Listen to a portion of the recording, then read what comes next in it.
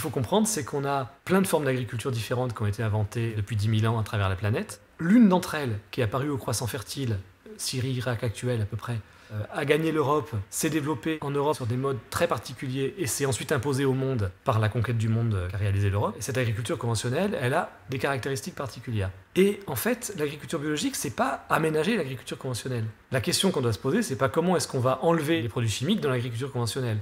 La question qu'on doit se poser, c'est comment est-ce qu'on va pratiquer une autre agriculture qui, au lieu de considérer l'environnement comme un adversaire, va considérer l'environnement comme un allié, qui va considérer les humains comme partie prenante de l'agriculture et les besoins, les envies des sociétés rurales, des sociétés en général, etc. Et donc, si on veut avoir cette question-là, le pas de côté qu'on doit faire, c'est pas enlever la chimie en fait, c'est prendre d'autres bases agronomiques inspirées de ce qui a pu se faire ailleurs dans le monde. Donc, ce sont les cultures associées, c'est aussi le fait d'avoir des semences adaptables et évolutives, c'est-à-dire que les semences anciennes ne sont pas bien juste parce qu'elles sont anciennes, elles sont bien parce qu'elles ont une capacité d'évoluer, que non plus les variétés qui sont au catalogue des plantes cultivables aujourd'hui pour les agriculteurs. Et puis, c'est remettre en valeur la main-d'œuvre, remettre en valeur l'ensemble des éléments de l'environnement, etc. Et donc, quand on a l'ensemble de cette démarche-là, eh ben, ça donne l'agriculture biologique. Les fondateurs de l'agriculture biologique, dans les années 1920-1930, ont voulu créer une agriculture qui s'éloigne du modèle scientifique réductionniste qui avait sclérosé la science occidentale depuis les Grecs et qui avait complètement explosé sous le coup de la physique quantique, de la relativité, etc. C'est-à-dire dans toutes les sciences en Europe, on avait arrêté d'avoir une approche réductionniste et on était passé à une démarche systémique. Si on n'avait pas changé de démarche, on n'aurait pas les ordinateurs, on n'aurait pas les téléphones mobiles, etc. Tout ça, c'est le résultat d'un changement d'approche scientifique. Et malheureusement, en agriculture, on est resté complètement bloqué dans le passé. Et il y en a qui ont voulu pourtant faire cette révolution systémique, notamment Steiner, mais moi je préfère Pfeiffer, qui ne s'est pas contenté de prendre en note les idées de Steiner, mais qui les a modifiées, améliorées en les expérimentant pendant 10 ans dans une ferme. Et il a publié en 1938 un livre qui s'appelle Fécondité de la Terre. Et puis un autre, à peu près à la même époque, qui était Sir Albert Howard, qui était un Britannique qui travaillait en Inde, et qui a publié en 1940 un livre qui s'appelle Testament agricole. Et c'est intéressant parce que Fécondité de la Terre de Pfeiffer, Testament agricole de Howard sont les deux livres fondateurs de l'agriculture biologique. Et tous les deux, ils disent pas « le but c'est d'enlever la chimie ».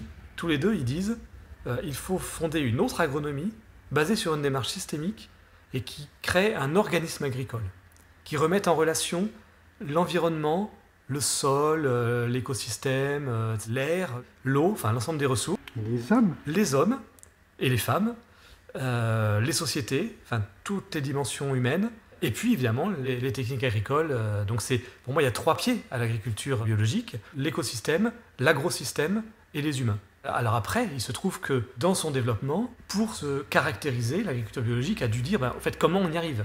Et pour y arriver, on s'interdit les produits chimiques de synthèse parce que ça crée des déséquilibres entre les sols et les plantes, parce que ça détruit une partie des agroécosystèmes et ça empêche de construire un agroécosystème qui fonctionne. On le voit bien aujourd'hui, quand les pesticides tuent les abeilles, c'est pas leur but au départ, mais ça perturbe complètement l'équilibre. Et en fait, ça le perturbe depuis bien longtemps sur des points moins visibles que les abeilles, mais l'ensemble des micro-organismes du sol, l'ensemble des insectes, des rongeurs, des batraciens, etc., qui font un équilibre écosystémique dans l'agriculture, ont été décimés par ces pratiques. Et donc la bio s'est interdit les produits chimiques, pas par refus de la chimie, mais par volonté de maintenir un agroécosystème, un organisme agricole qui soit stable et durable.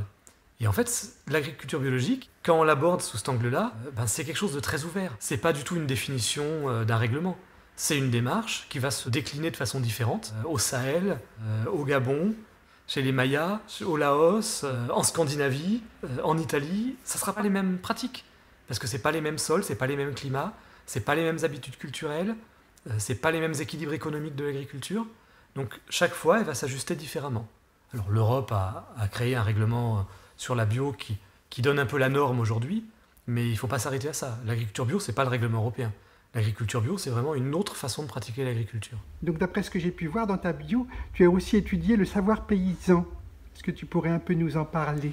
Oui, moi je suis aussi anthropologue, en dehors du fait d'être agronome, et j'ai été amené à me pencher sur la question des savoirs traditionnels. Et en agriculture, ça m'a frappé depuis très longtemps, d'ailleurs ça a aussi nourri ma démarche d'anthropologue. On a tendance à parler de savoir-faire paysan. Même des mouvements paysans, même des mouvements qui ont réhabilité le mot paysan, qui était devenu péjoratif, et qui ont voulu en refaire un mot positif, se laissent quand même piéger à parler de savoir-faire, comme si c'était un tour de main. Un savoir-faire, c'est une expérience incorporée que quelqu'un finit par avoir, mais qui n'est pas explicable, qui est le résultat d'une expérience personnelle jour après jour. Ça, c'est un savoir-faire. Un savoir, c'est quelque chose qui peut se transmettre. Alors, ça peut être plus complexe, hein, la définition des savoirs est un domaine très complexe, mais pour simplifier, un savoir, c'est quelque chose qu'on va pouvoir écrire, mais aussi tout simplement verbaliser ou enseigner par l'exemple, etc. Et en fait, les savoirs paysans, c'est des vrais savoirs construits.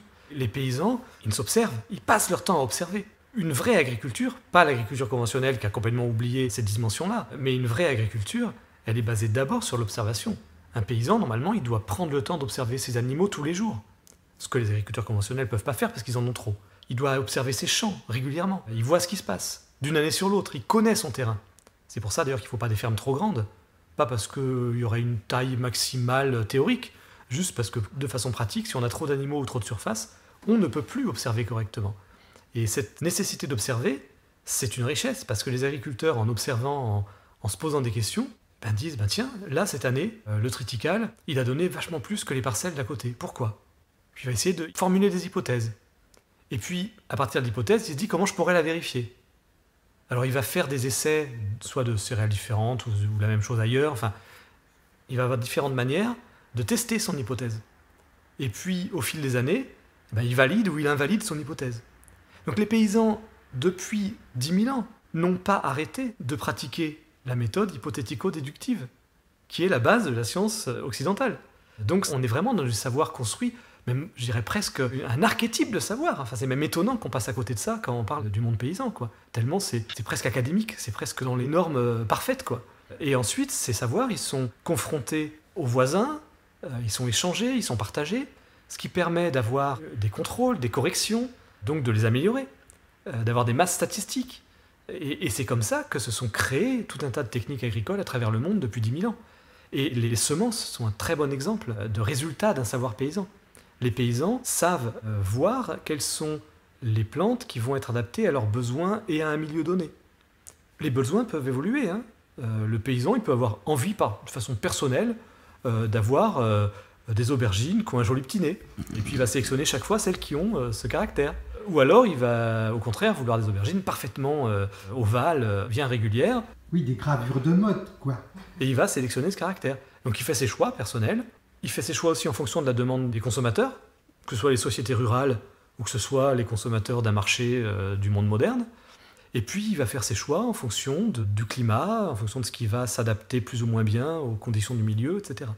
Et il y a une quantité de données comme ça, d'informations qui s'additionnent, et l'agriculteur va optimiser dans ces différentes informations, lesquelles vont lui permettre d'obtenir un équilibre entre ses choix, les choix de la société, les rendements, la nécessité d'avoir un rendement minimal, parce qu'il faut quand même un rendement minimal, l'adaptation à des incidents climatiques, parce qu'avoir un très bon rendement, si ça ne marche qu'un an sur 3 et que 2 ans sur 3 c'est la catastrophe, parce qu'on est dans un endroit où la mousson est irrégulière, où il y a des sécheresses estivales, ou je sais pas quoi, ça sert à rien, donc il faut aussi savoir s'adapter à ça. Et donc les paysans, ils ont construit tous ces savoirs, et il faut se baser là-dessus. Si on veut avoir une agriculture qui fonctionne à l'échelle mondiale, il faut sortir de la standardisation. Il faut accepter de faire confiance aux différentes communautés paysannes et laisser les paysans construire leur propre démarche dans leur territoire. Et donc c'est une infinité de démarches différentes. Et derrière, ça va créer des savoirs nouveaux, ça va créer des variétés nouvelles, et c'est un foisonnement derrière. Et donc est-ce que ce savoir paysan, justement, n'est pas en train de le perdre? Alors ce savoir paysan, il a été nié en Europe à partir du XVIIe siècle.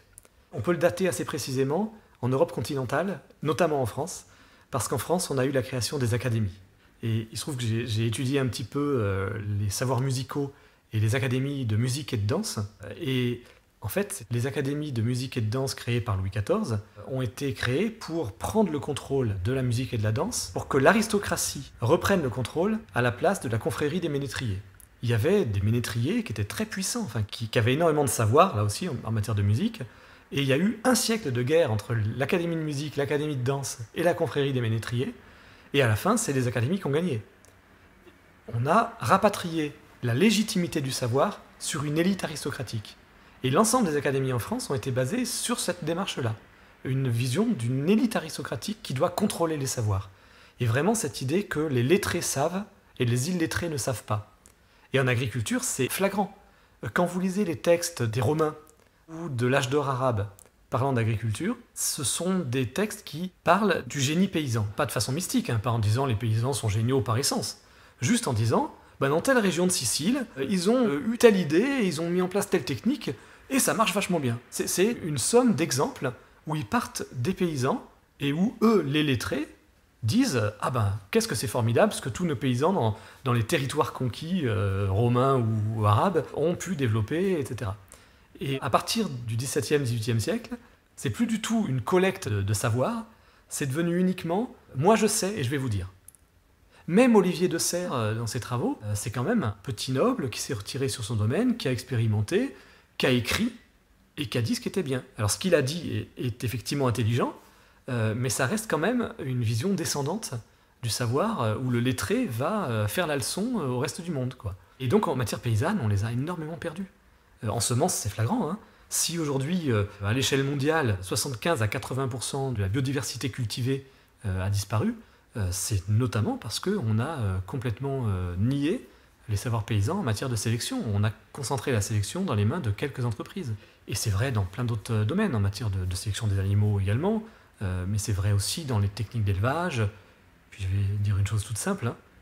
Malgré tout, malgré cette perte de savoir, encore aujourd'hui, les paysans ont plus de savoir que les agronomes, parce que, en ce qui me concerne, et je sais que je ne suis pas le seul, je connais beaucoup de collègues qui disent la même chose, moi en tant qu'agronome, c'est quand j'ai pratiqué comme technicien sur le terrain que j'ai acquis l'essentiel de mon savoir actuel.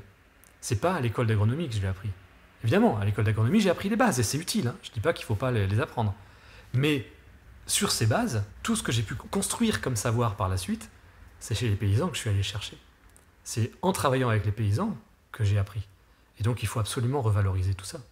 Eh bien, merci Jacques, et à bientôt pour la 4e partie de notre entretien. Merci Jacques.